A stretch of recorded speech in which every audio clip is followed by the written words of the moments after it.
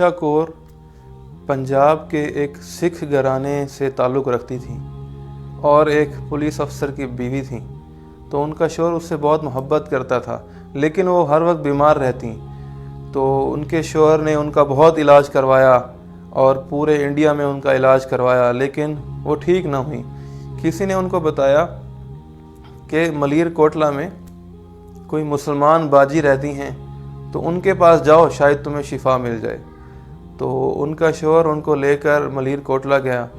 तो उस मुसलमान बाजी ने कहा कि आशा बहन, तुम बिल्कुल ठीक हो जाओगी, लेकिन उससे पहले ज़रा सोचो कि तुम दुनिया की मामूली सी तकलीफ़ बर्दाश्त नहीं कर सकती, तो आखिरत की हमेशा हमेशा की तकलीफ़ कैसे बर्दाश्त करोगी?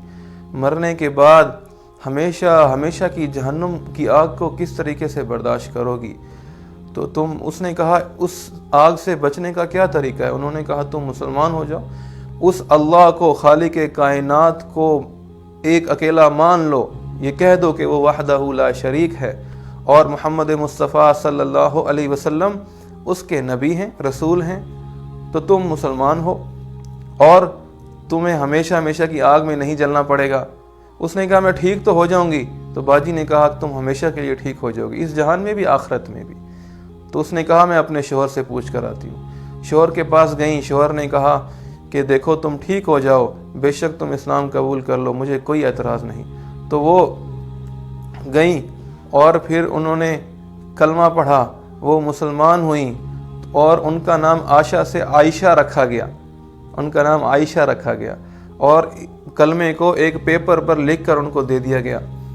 तो अब वो घर आई तो सारे घर वाले कहते हैं कि 10 सालों में पहली मरतबा हमने उसको इतना खुश देखा। वो इतनी खुश थी कि जैसे उसको उसका खोया हुआ ख़जाना मिल गया। उसने पूरे घर की सफाई की, पूरे घर का काम उसने खुद किया, खाना बनाया और खुशी खुशी वो अपने कमरे में आई और अपने बेड पर बैठकर ऊंची ऊंची आवाज़ में उसने कलमा पढ़ना शुरू कर दिया। उसने पेपर से देख देख के ऊंची ऊंची आवाज़ में कलमा पढ़ रही है, ला इलाहा इल्लल्लाह मुहम्मदुर रसूलुल्लाह अशहदु अल्ला इलाहा इल्लल्लाह व अशहदु अन्ना मुहम्मदुर रसूलुल्लाह। ऊंची ऊंची आवाज़ में वो पढ़ रही है। तो उनकी बड़ी बहन आई, वो उनसे बहुत मोहब्बत करती थी। तो बड़ी बहन ने कहा कि आयशा, तुम बहुत खुश लग रही हो। तो उसने कहा, मैं क्यों ना खुश हूँ, मेरा अंदर खाली था, जब से मैंने कलमा पढ़ा है, ईमान कबूल किया है, मेरा अंदर भर गया है, अंदर नूर ही नूर है। और देखो बाजी, ईमान के साथ एक दिन की ज़िंदगी सैकड़ों बरस की बगैर ईमान की ज़िंदगी से ज़्यादा बेहतर है। अब वो ये कह रही है और खुशी खुशी कलमा पढ़ रही है और उसने बोलना शुरू कर दिया कि तुम कौन लोग हो, इतने हसीन कौन लोग हो, और ये तुम्हारे हाथ में गुलदस्ते हैं, ये किसके लिए हैं? अच्छा, ये मेरे लिए हैं। अच्छा, तुम मुझे लेने के लिए आए हो?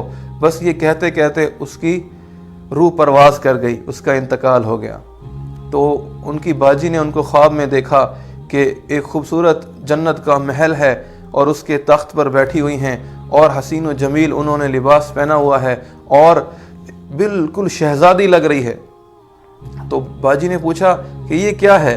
तो आयशा ने कहा, बहन, ये जन्नत है। तो बाजी ने कहा, एक दिन के ईमान के ऊपर तुम्हें इतनी बड़ी जन्नत मिल गई? तो उसने फिर कहा कि देखो बाजी, एक ईमान के साथ एक दिन की ज़िंदगी बग़ैर ईमान की सैकड़ों बरस की ज़िंदगी से ज़्यादा बेहतर है। अगर तुम्हें यकीन नहीं आता, अपनी बहन से कहा, ख्वाब में दावत दी कि यकीन नहीं आता तो तुम भी ईमान कबूल करके देख लो। ईमान इतनी बड़ी ताकत है, इतनी बड़ी दौलत है।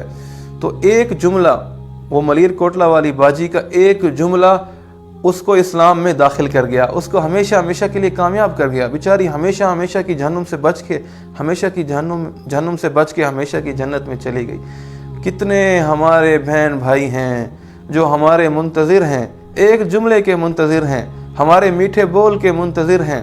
मुसलमान एक बात करेंगे, छोटी सी दावत देंगे, हल्की सी दावत देंगे, हल्का सा इस्लाम का तारुफ कराएंगे और लोग इस्लाम में दाखिल होने के लिए तैयार बैठे हैं, और हम ये काम करने को तैयार नहीं।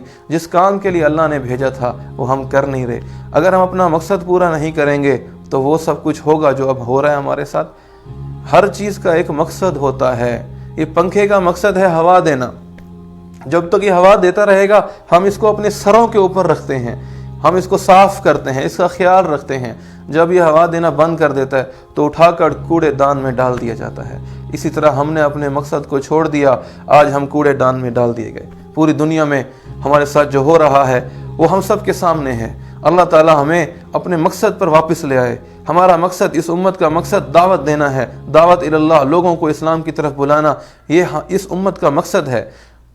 غیر ایمان والوں کو ایمان کی دعوت دینا، یہ اس امت کا مقصد ہے۔